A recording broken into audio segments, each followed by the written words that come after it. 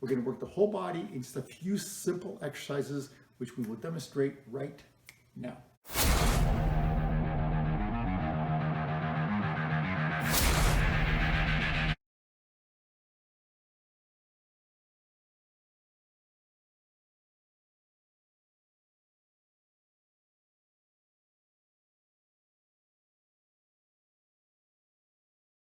Push-ups will work chest pretty well. Shoulders, it's going to mostly work the front of the shoulders, the anterior shoulders. And triceps, it's going to work the triceps pretty well. It won't work the side of the shoulders, the lateral, delts that well, or the posterior delts, but it will hit overall chest, shoulders, and triceps, right? Especially chest and triceps. So we know about push-ups.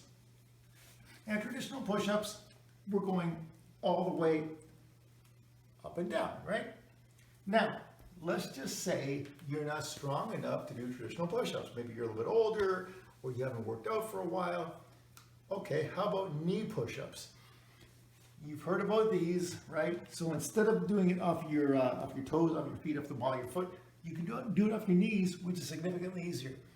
So sometimes they call these girl push-ups, but not nowadays. Boy, there's some girls out there that are pretty strong, right? But let's say you can't even do that. So most of us have stairs in our house, but who would have known that it's a piece of exercise equipment? Why not use these to do push-ups?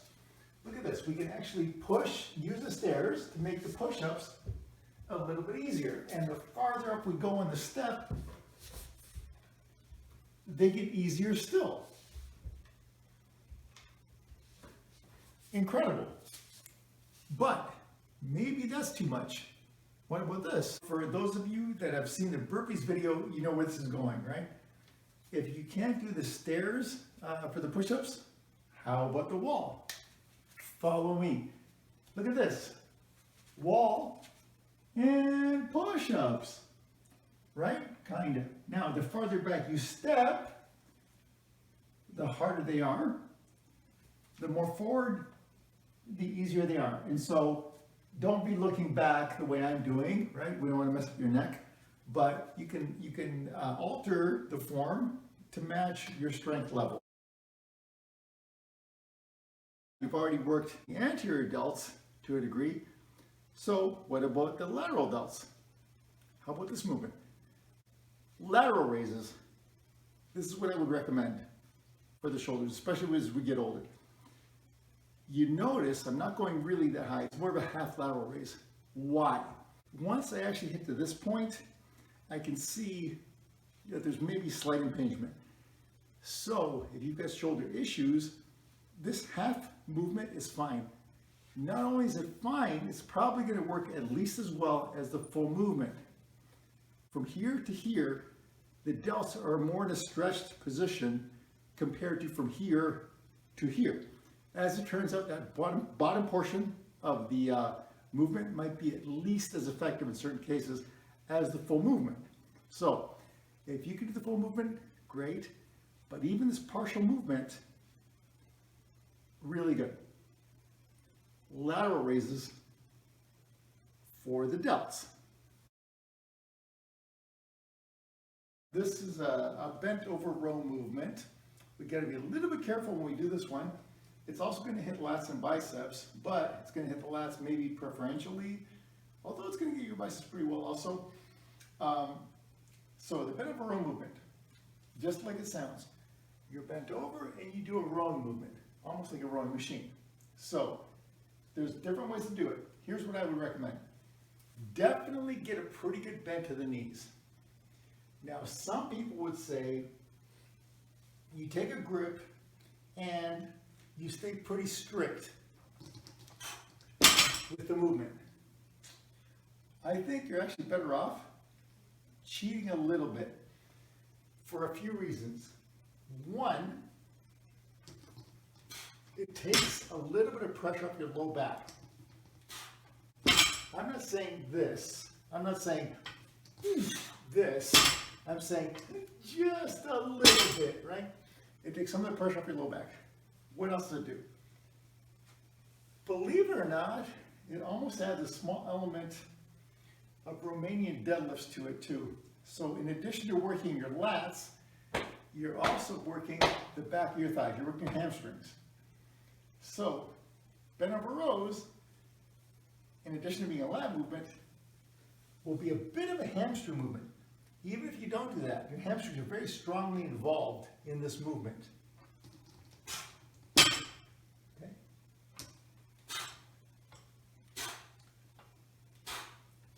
So we're just talking about a slight,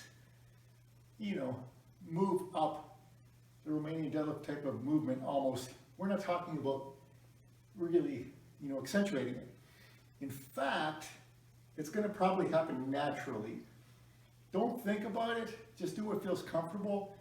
The big thing is this, avoid rounding your low back when you do this. You almost have to keep your back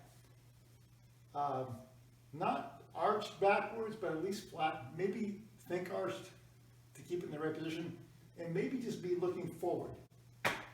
So your butt is kind of sticking back, almost like a skier in this position. That's the position to maintain. Grabbing onto the bar, looking forward, poof, poof, poof, right? So, important, if you're rounding forward, horrendous for the discs in your low back. You have to kind of stick your butt out back a little bit. That movement, great lat movement. So let's say you have difficulty with bent over rows. Maybe you don't have a barbell, maybe you're older, or you have limitations where your back is such that it's difficult to do that movement, or you shouldn't do that movement. Okay, there's a variation. So how about if we do dumbbell rows? All you do is you just pull it to your waist. So it's almost like a dumbbell or a barbell row, but instead of two hands, it's one hand at a time. And instead of your arm being this way, it's this way, right? So, poof, poof, poof, boom, right to the waist, bang, right to the waist, whew, under control. A nice movement for the lats. Alternate dumbbell curls. Simple movement, bicep movement, right? One of the easiest. You're standing. It allows you, this is the movement by the way, to move your arms in whatever position is easiest for you, especially the older we get. And as you go up with one, boom, then the other one goes down, up, under control for X amount of reps. Variation, you can do them both at the same time, almost like a barbell curl. Some may argue that this is a better movement because there's less rest for your biceps between each movement. I may tend to agree. So this is not a bad movement, under control. Squats, the classic leg movement, right? For a good reason. It works the legs really well. It works the glutes, even hits like the back of the legs, to a degree, but mostly quads, and glutes, right? So how do we want to do this? Ideally, you would have a squat rack for this if you're strong enough, or there'll be some variations that we'll discuss also. So I'm just going to demonstrate it. If you're able to do this, great. If not, we'll talk about some variations. I'm going to put my hoodie on just so it doesn't bunch up around my neck when I do this. So classic squats, we typically would want to place it in a nice comfortable position and have maybe like a bit of a shoulder width stance, and go all the way down if your knees can handle it. Boom! And then all the way back up. Now, you might say that that's not good for your knees. But incredibly, studies have shown that it's okay. And as long as your knees are able to handle it, it may be able to maintain the integrity. Or not. So be careful. I mean, if you've got some issues with it, then don't do it. You might use a bench, so you're doing like a bench squat, so you're only going so far down. Obviously, if you've got any issues where you can't bend your knees that far, don't even try that, right? There's going to be some variations, and the next one's going to be the goblet squat. What a goblet squat is you're holding a weight, I guess as a goblet, and as you're holding here a dumbbell, you squat down as low as you comfortably can, right? Same things before. If you can squat all the way down, do it. If you can partially squat, whatever, just something, whatever it is for you. So X amount of reps, which we'll talk about soon, but that would be something that would be great for your quads and glutes especially. If you can't do that, there's another movement, is just body weight squats. How simple is this? Just squat down, boom, as low as you comfortably can, and get back up. You can't go down that far. That's okay. Squat partially down and get back up. Can't do that. Can you unlock your knees? You know, whatever it is, you can kind of just squat down a little bit and then eventually get lower and lower. And then eventually you can try putting a bench behind you and try squatting as far down as you can so your butt hits the bench, almost like you're sitting down in a toilet. That would be the form to use.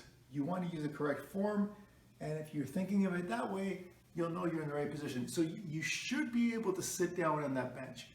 If you're too far forward or too far back, you won't be able to comfortably. So you should be able to sit down, and then if you just touch it, you should be able to go back up. So you should be able to stop, keeping balance, you know, the whole time. So progression, you can start very high and then just slowly go lower and lower and lower on the bench or whatever you're using. I mean, if you're using the air, quarter, then eventually you go lower and lower for progression. And then if you wanted to do maybe a little bit more progression, maybe go up a little bit quicker. So you go down, you go up a little bit quicker. Maybe at the beginning, if you're significantly limited, maybe it's hard to even do a quarter squat. But over time, you will improve. So maybe now you can do a half squat, barely. Next progression, try to go faster. Whoa, wow, that's something, right? And then maybe you can try to go a little bit lower. Ooh, ha! You know what I mean? You get the point, right? So lower, down, and then faster up within your own abilities. Do not injure yourself. Here's what we can do. Depending on our strength, how about if we stand on the edge of the steps? You can even use the railing to hold on to. And depending on your strength level, all you do is you go down and you go up. Down, up. Depending on your age, you may not want to really super stretch the bottom, you know, if you have, Achilles tendon issues, but if you can go down below, you know, the plane of the step and back up, it's better. But if you've got an Achilles tendon issue, you may or may not be able to do that. Okay, too easy for you, not a problem. We can make it harder by using 1 foot at a time. Single leg calf raises. How good is that? Beautiful movement. If that's too easy, how about this? Holding a dumbbell, so dumbbell calf raises. Okay, so you can go below parallel, but you're holding a dumbbell in your hand at the same time. So dumbbell calf raises. Challenging movement and surprisingly effective. And finally, abs. Abs. People hate doing abs, but incredibly, one of the best movements for abs is just simple crunches. You don't have to do anything crazy. A lot of people nowadays love planks. Good. I don't love planks, but yeah, that'll work them. You know, the sustained contraction. but so will simple crunches. How would we do a simple crunch? You can do it floor. So variations, you can have your legs up. All you do is you crunch your upper body, your torso, by just raising your shoulders off the ground or bench and going back down. Okay, or you can keep your heels close to the floor. They'll naturally potentially come up a tiny bit as you do this. It's probably better even. You're not trying to raise them, but they'll come up a little bit. Variations, you can do a bit of a twist and crunch. And here's the timing on it. Ready? Hold, hold, hold. Relax. Don't wait until your head goes all the way back down, but you immediately go back up. All right? Hold, hold, hold. Before your head touches the bench or the ground, back up. So sustained contraction.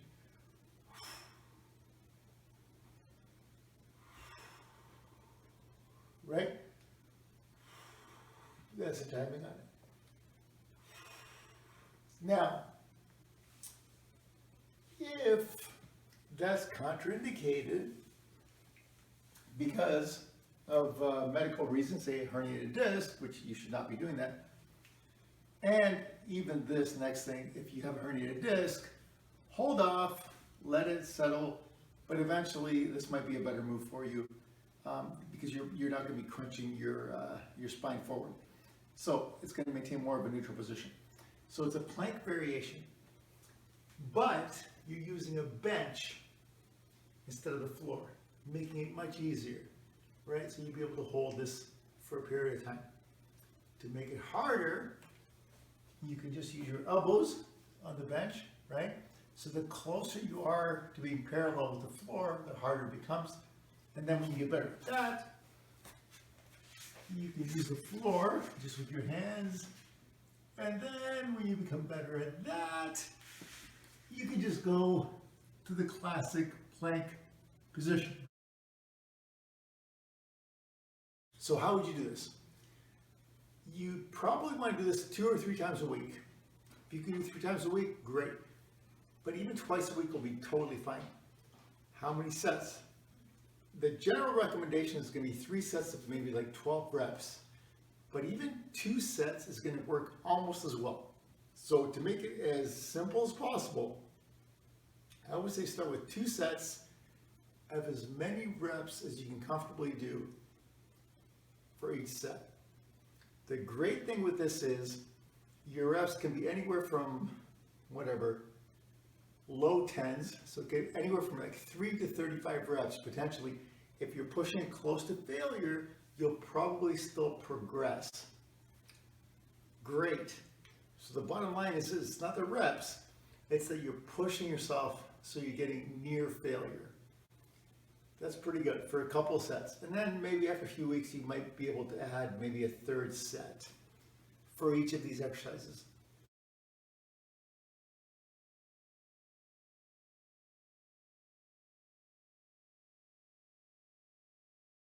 Two to 3 workouts a week and as many reps as you can comfortably do for those couple of sets.